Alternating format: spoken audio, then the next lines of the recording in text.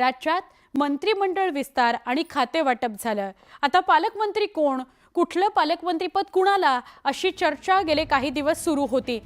आता या पालकमंत्री पदावरून महायुतीतली रस्सीखेच थोडीफार कमी झाली असं म्हणता येईल। कोकणात 9 मंत्री मिळाल्यानंतर पालकमंत्री पद कुणाला मिळणार याबाबत चर्चा होती।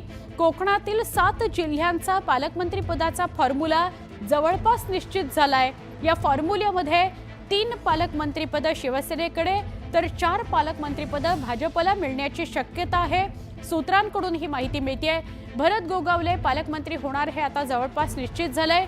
नितेश राणे सिंधुदुर्गचे पालकमंत्री होणार असं कळतंय। अदिती तटकरे मंत्री झालेले आहेत, त्यांच्याकडे महिला आणि बालकल्याण हे महत्त्वाचं खातं आहे, त्यामुळे सध्याच्या काळात महत्त्वाचं खातं त्यांच्याकडे असल्यामुळे पालकमंत्री पद हे भरत गोगावलेंकडे जाणार आहे असं कळतंय।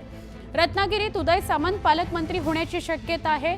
2019 मध्ये सिंधुदुर्गचं पालकमंत्रीपद रवींद्र चव्हाणांकडे होतं, पण रवींद्र चव्हाण काही सध्या मंत्रिमंडळात नाहीयेत, त्यामुळे नितेश राणेंकडे सिंधुदुर्ग जिल्ह्याची जबाबदारी जाऊ शकते।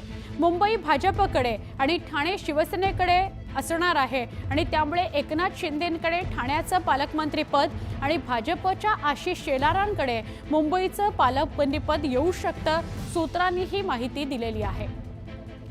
शिवसेना आणि भाजपमध्ये मुंबई ठाण्यावरून सुद्धा पालकमंत्री पदासंदर्भात चर्चा होती आणि तो सुद्धा तिढा सुटलाय असं म्हटलं तरी चुकीचं ठरणार नाही।